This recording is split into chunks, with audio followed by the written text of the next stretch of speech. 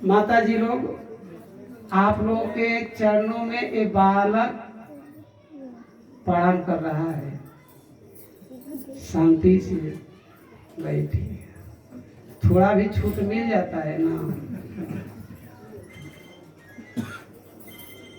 हरे कृष्णा। वो कुछ करते नहीं, अब भाई कमाएंगे नहीं तो धन कितना दिन चलेगा। ऐसे करते करते सारे धन समाप्त हो गया। तो अब कर्जा लेकर के संतों की सेवा करते थे रोज। आज भी देखिए ब्रज में है, बरसाने देहातों में एक घर में अगर 10 संत भी चले जाएंगे ना तो एक रोटी अवश्य मिलेगा, ना नहीं होगा। आज भी ब्रज में है। मान लीजिए कोई संत कारणवश नहीं गए और दूसरे दिन गए तो बोले बाबा कल क्यों नहीं आए। आप लोग अन्यथा मत लीजिएगा। हमारे आपके घर में एक दिन के बाद दूसरा कोई संत आ जाए तो माथे पड़ जाए, है ना। माथे पड़ जाए मतलब भार पड़ जाएगा। लेकिन ब्रज में धन्य है वो ब्रज। आज वो संस्कार है ब्रजवासियों का। तो अब एक सूद पर संत सेवा करते हैं। अब पैसा था नहीं तो देते नहीं। तो लोगों को जब पता चल गया कि ये लेते हैं देते नहीं है तो देना बंद, तो अब ये चोरी करना लगे, चोरी करने लगे। जो भगवान से बहिर्मुख थे ऐसे घरों में चोरी करते थे। जो भगवान से बहिर्मुख थे ऐसे घरों में। लेकिन जहाँ जिस घर में भक्त होते, संत सेवा होती, ब्राह्मण गौ सेवा होती, ऐसे घर में वो चोरी नहीं करते थे। तो एक दिन भूलवश किसी के घर में चले गए और सोना चांदी चोरी नहीं करते थे। आटा दाल घी या दूरा ये सब चोरी करते थे संतों को प्रसाद पवाने के लिए। अपने इंद्रिय तृप्ति के लिए नहीं, संतों के लिए। तो एक घर में बांध रहे थे तो वो घर वाले की लाली थी छोटी सी, बोली बाबा बाबा घर में लगता है चोर घुस गया।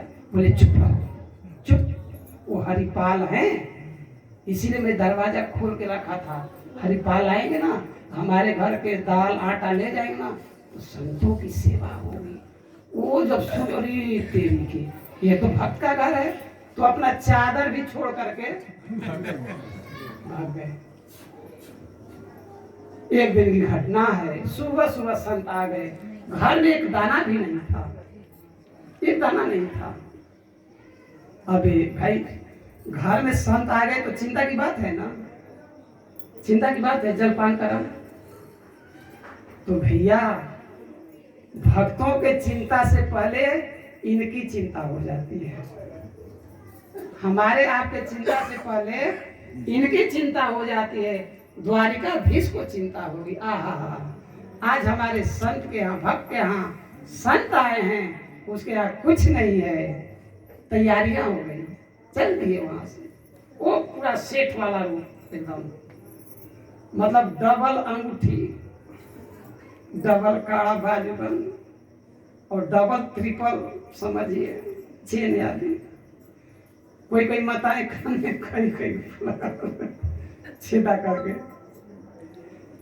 पता नहीं क्या है जो भी हो। मतलब एक उदाहरण दे रहा हूँ कि जब एक माताएं जब इतना लगा सकती हैं तो लक्ष्मीपति हैं जी। रुक्मणी जी बोली कहाँ जा रहे हैं। बोले चुप रहो, शुभ यात्रा में ठोकनी नहीं चाहिए। बोले आज तो हम छोड़ेंगे नहीं, आप हमेशा चले जाते हो, हमको कहीं तीर्थ यात्रा में नहीं लिया जाते हो, हम भी चलेंगे। बोले तीर्थ यात्रा में नहीं जा रहे हैं, एक भक्त के यहाँ जा रहे हैं। अरे भक्त यहाँ जाए तो हम भी भक्त के दर्शन करने चलेंगे। अरे देवी हमारे भक्त एक तरह के नहीं होते हैं, तरह तरह के होते हैं। अभी पाला नहीं पड़ा है। बोले कुछ भी हो मैं चलूंगी। तो चलोगी तो तब कर लो श्रृंगार। तो लक्ष्मी जी है ना जी, लक्ष्मी जी खूब श्रृंगार कर ली और वही हरिपाल जी के यहाँ चले गए, जा रहे हैं। तो हरिपाल जी देखे, बोले राम राम। बोले चुप रहो, ये सुबह सुबह तुम यात्रा बिगाड़ रहे हो। तुम लोग जैसे तो ये बर्बाद कर दिए। कुछ लोग बोलते हैं ना, ये लोग देश को बर्बाद कर दिए हैं, बेकाम घूमते हैं। कुछ लोग ऐसे होते हैं। वैसे ही ठाकुर जी नाटक ही तुम्हें सब कहते हो, तुम लोग बर्बाद कर दिए, सबको बिगाड़ दिए। राम राम कर चले। तो फिर बोले कि हमको देखो वो ये जंगल है, पार करना है, तुम पार करा दोगे? तो बोले हाँ पार करा देंगे, पार करा देंगे, लेकिन हमारे यहाँ कुछ संत आए हैं तो कुछ दक्षिणा पानी दे दो, पार कराइए संतों की सेवा के लिए। बोले हाँ। मोहर तुरंत निकाले, दे दिए 2 मोहर लो। अब बोले तुम आगे आगे चलो, हम पीछे से चले। तो ठाकुर जी बोले देखो अमुक सेठ के यहाँ इतना करोड़ मुहर बाकी है, उससे लेना है। अमुक अलमीरा में इतना मुहर पड़ा है, अमुक के यहाँ इतना हीरा मतलब लेना है, यहाँ गड़ा है, वहाँ गड़ा है। चाचा अब कान लगा के सुन रहे हैं क्या कर रहा है। उनको पता नहीं है ठाकुर है, उनको तो यही पता है सेठ है। अरे ये तो बहुत मान वाला है, मान वाला है। ठाकुर वो हरिपाल जी सुन रहे। एक संत बता दे ठाकुर जी लघु शंका किए तो हाथ पैर नहीं धोए। अरे ये तो बड़ा नास्तिक है, देखो ये तो हाथ पैर भी नहीं धोया, ऐसे है, ये तो भगवान के बड़ा विरोधी है, नास्तिक है। वो सोचते जा रहे हैं। और जब घोर जंगल आया तो चादर बिछा दिए और 2 लठ इधर पटके और 2 लठ इधर। बोले जितने आभूषण है खोल के रख।